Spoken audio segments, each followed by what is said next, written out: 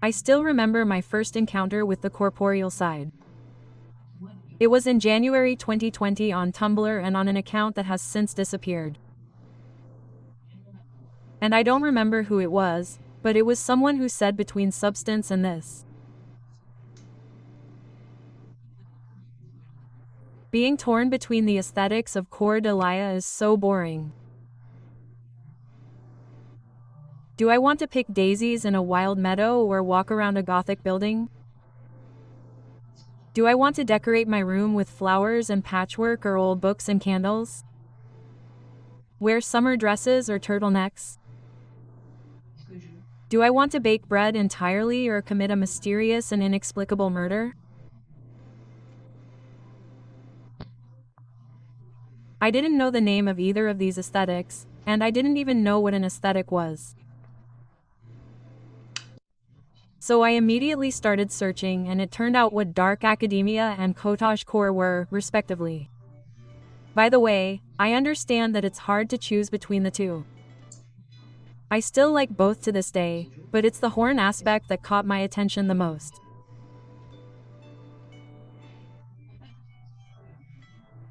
There won't be just this one video to define it because in my opinion, it would take more than one, and it would take a whole theme, but let's start with a definition for those who, like me at the time, would have absolutely no idea what it was.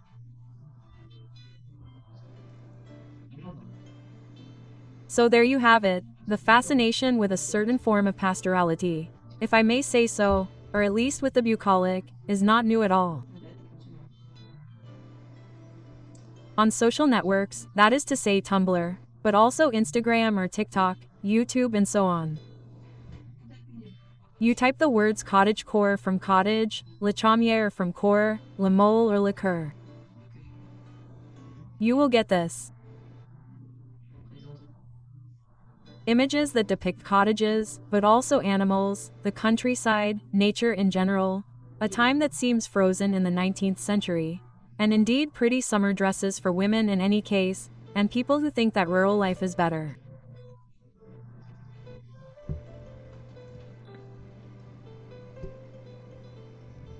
This is a very recent idea, you will probably say, but as I was saying, not at all. Idealizing rural life. Theocrite, a Greek poet from the 3rd century BC, was already doing this.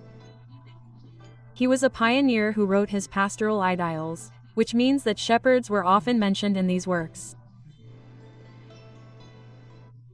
During the Renaissance, the myth of Arcadia was often mentioned, the same as in the painting The Shepherds of Arcadia, for example. And what exactly is Arcadia? It was this region in the heart of Greece where the homeland of the god Pan was located. Later, it would be referred to as a sort of paradise on earth, a lost Eden that had remained mostly natural. Later still, in the 18th century, Queen Marie Antoinette inherited the estate and therefore the Château du Pit Ryanon. She had the site redeveloped, building a greenhouse, a vegetable garden, and a garden, among other things, creating a sort of preserved pastoral paradise where she could dress and enjoy herself in a simpler way than usual at Versailles. At least for a queen. Clow would have enjoyed looking after the sheep and milking the cows, she said. Even though Marie Antoinette obviously didn't do the most arduous tasks herself. The advantage is often having the advantages of nature without the disadvantages of work, but we'll come back to that. Among the precursors in the 19th century, you would also have found John Ruskin and William Morris, both painters, both of whom belonged to the so-called Préfet movement.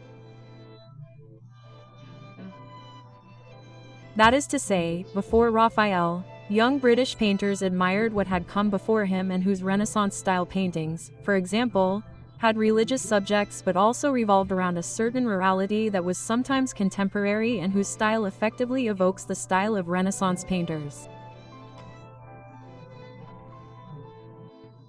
John Ruskin and William Murray were both appalled by the Industrial Revolution in Great Britain because it was significant there.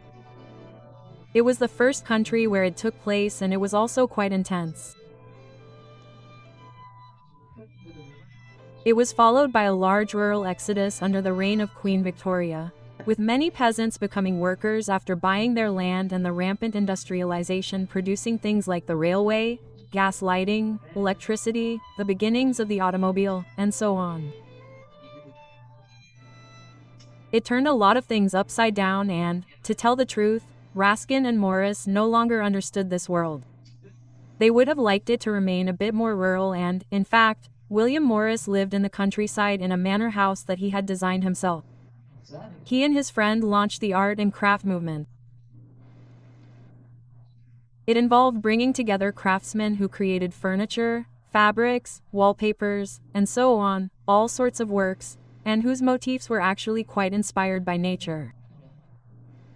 These same motifs were later to be found, for example, in the style of the new hierarchy, as if this society at the turn of the 20th century was struggling to detach itself from a rurality that it had always known until then. The rural exodus, moreover, was not to stop there. It increased and increased progressively throughout the 20th century.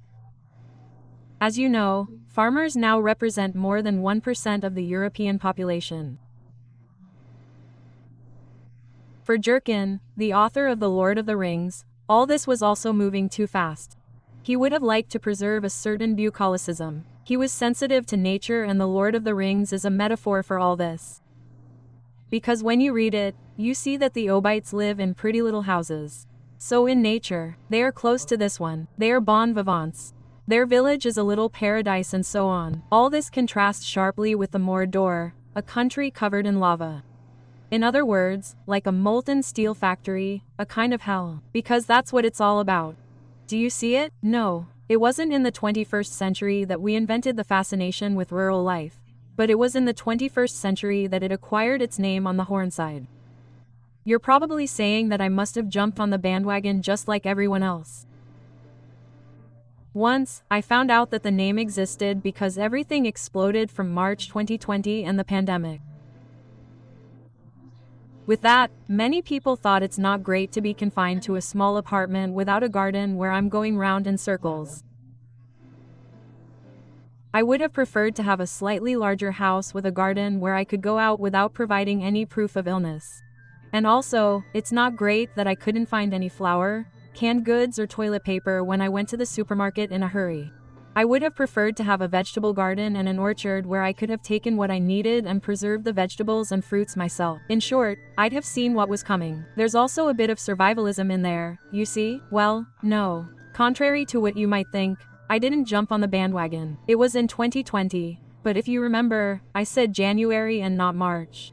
Does that make a difference? Yes, a huge one. At that time, the pandemic was still in Asia and almost no one knew, and I insist, what it would do in Europe. And to tell the truth, I didn't think about it at all. I only learned the name of an aesthetic that fascinated me and that I thought suited me 100%. Naturally, when the pandemic and the lockdown hit, I thought like everyone else. I thought it would have been better with a garden where I could go out. It would have been better if I had been able to plan to have a vegetable garden and that sort of thing. But at the time, I was already in the countryside. So in a way, the conditions were more ideal than the current ones for me today. Because during the lockdown, I had to change my address. But I never lost the desire to live in a greener environment and, above all, to believe that it is possible to live the cottage style. What many people say is the problem with cottage style is that it is impossible to live that way. Well, maybe, but for those who are still wondering what needs to be done to make it possible. How could this be possible? The first step, of course, is to find yourself in an old house, if possible with character, and in a secluded location. That's the first step. But there are so many other things to do to be a lifestyle. By the way, what is tone style and what does it mean? All of these are questions I'll come back to soon. I repeat, I plan to talk about it by taking my time on each aspect of this aesthetic. Above all, don't forget to stay connected, don't hesitate to subscribe, like, and see you soon.